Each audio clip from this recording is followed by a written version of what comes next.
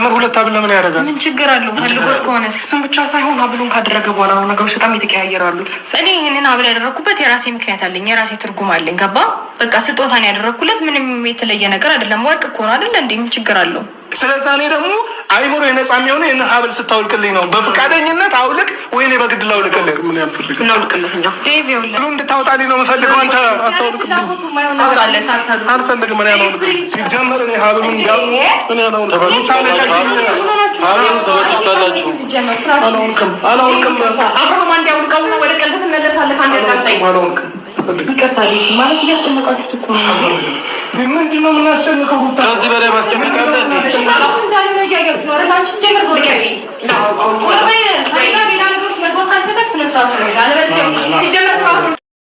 ለምን አመት ወይ ልንገርሽ፣ ሀቡል ላይ መተት አድርጋ መልሰዋለች ሩታን ከተባለ ደግ አረገች። እንኳን አረገችበት፣ እንኳን መለሰችበት፣ ደግ አረገች ይላሉ።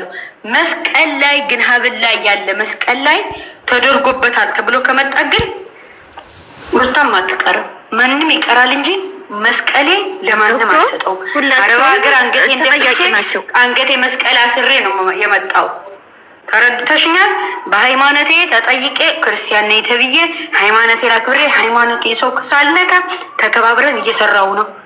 በሃይማኖቴ አልነግድም፣ በሃይማኖቴ የማንም ሰው ደግሞ መንገጃ አልመጣም። ተረዳሽ? የማንም ሃይማኖትም አልነካም።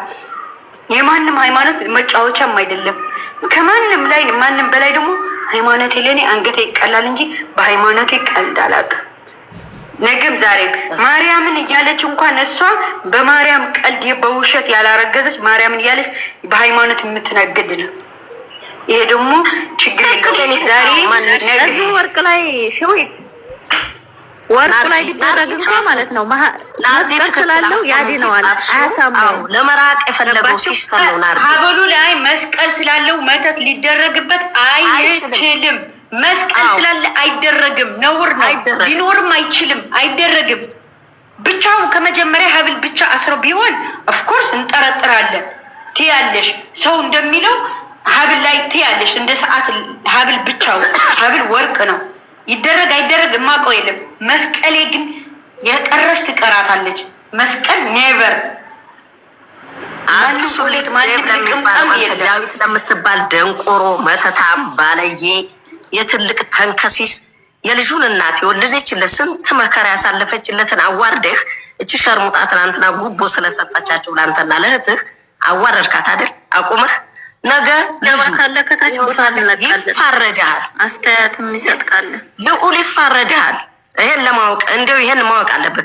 ክርስቲያኖች ደግሞ ይሄን ሰውዬ እንዳታሳልፉት ከነህቱ። ይሄ ይቺ ሙሽምየዋም በመስቀል ላይ መተት ከተደረገ እሷ የዛሬ ስንት ወር እርጉዝ ሁና አምጥታ ሰዓት አድርጋ ነው ያፈዘዘችው። አብርሃም ከኦደንሶችም እንዲጣላ ኦደንሶችንም እንዳያከብር ቤተሰቡንም እንዳያከብር እንዳይሰማ ኢቭን አባትየው አይደለም ሚስቱንና አባትየውን ሁሉ እኮ አይሰማው ነበር። ስላልሰማው እኮ ነው በሱ ተስፋ ቆርጫለሁ ብሎ ይተው። ስለዚህ ያረገችው ሰዓት መተት ነበር። መተቱ ሲወጣ ለቀቀው። እንደገና አብርሃም ደግሞ ከሷ መራቅ ፈልጓል። ምክንያቱም ግድ አርገኝ እያለችው ናሽን ትሽሽና ላይ ያለችው አሁን ቀረበ ካላረክልኝ አፈቀ እንዴ እስኪ ሰውየው ልጅ እኮ በቃ ሊፈነዳ እኮ ነው የደረሰው። ሊፈነዳ በምን ይሽሽ በምን ይራቅ? በዘዴ እነ ኤፍሬም ሰዓቱን አወለቁበት። በቃ ባነነ እኮ ያልኩሽ ነው። አንድ ሰው የሆነ የሰይጣን ስህተት ከተደረገ በመስቀል ይድናል ይባላል። ምክንያቱም መስቀላችን መድኃኒያችን ነው። የሆነ ነገር ከተፈጠረ መስቀል ከቀረበበት ይድናል ነው የሚባለው፣ ይፈወሳል ነው የሚባለው። በመስቀል ይድናል። መዳን የሚቻለው እንጂ መፈወስ ከበሽታ ከመከራ ከሆነ እስስት ነገሮች ከሰይጣኖች የሚያድን መስቀል ነው።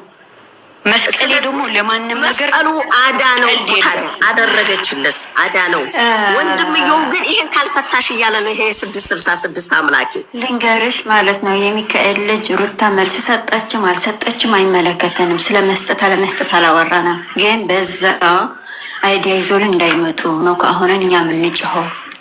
የገባቸው አይደለም መሰለኝ ጋር የሳምሳ ምናምን ሰዎች አላቸው። እኛ ከመተት ጋር ችግር የለብንም። ሲጀመር እኛ መተት አናምንም እያልናችሁ ነው። መተት ነው ከተባለ ደግሞ የእውነት መተት አድርጋለት ከሆነ እሰይ ደግ አደረገች። ባሏን የመለሰችው የራሷን ንብረት ነው የመለሰችው፣ የራሷን የመለሰችው። ስለዚህ ያልን ያለ ነው። እኛ ግን መስቀላችን ላይ ግን እንዳይሆን በቃ ገባችሁ? የገባችሁ ከሆነ ማለት ነው በቃ እኛ ሰይጣን ያየ መስቀል ያየ ሰይጣን እንኳን ይባላል። አይሚ ሩታ መልስ ሰጥታለች። የት ነው የሰጠችው? አሰጠችው።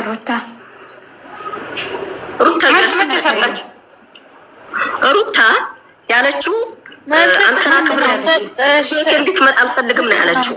መልስ ታቢያት እንጀና መልስ ትስጠን ሩታ አልማዝ ማለት ነው። ሩታ መልስ እንድትሰጠን አንጠብቅም። እኛ መልስ እየጠበቅን አይደለም። ነው ለእናንተ እኮ አይደለም ለራሱ የት ነበርክ? እኔን እንዲህ ሲበድለኝ እንዲህ ሲያደርገኝ መጀመሪያ ስትመጣ ሰዓት ነው እጁ ላይ አስራ ባሌን የቀየረችው። የዛ ጊዜ የት ነበርክ?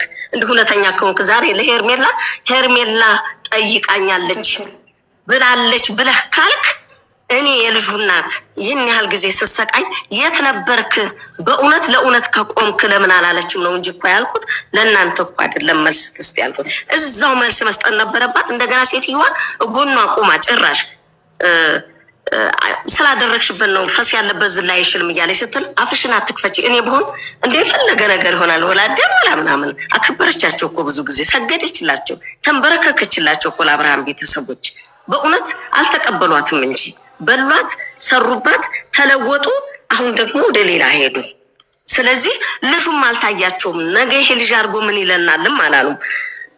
እሷን ለምን አንድ ነገር አላረገቻትም ነው አሁን ራሱ ድግምታም እንዳንቺ አይለን ነው እንጂ እኔ እኮ የሰው ባል አይደለም እንኳን ላስደግም ወደ ራሴ የመለስኩት የራሴን ባል የልጄን አባት የልጅነቴን በድህነት ያገኘሁትን እንዳንቺ ቆዳውን እየላስኩኝ ሚስትህን አይደለም እኔ ወድሃለሁ እያልኩኝ የሰው ባል አይደለም እኮ የቀማት። መተታምማ አንቺ ነሽ። ሰዓት አስረሽ ነው ባሌን የቀየርሽው። ለምን አላለቻትም ለሷ?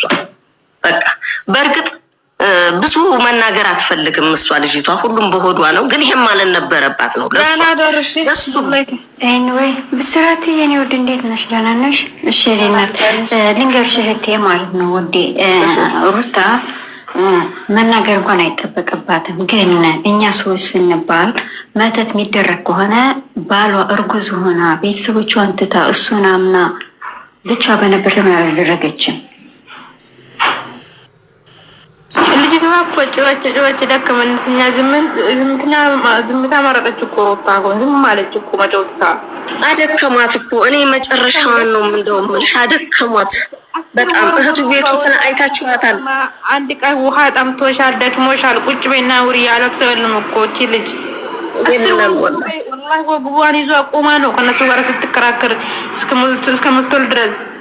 ውሃ ጠምቶሻል፣ ጠጪ፣ ደክሞሻል ያላት ሰው የለም። ዳዊት የምትባለው ደንቆሮ ሴት ልጅ ወልደሃል፣ በልጅህ አገኘው።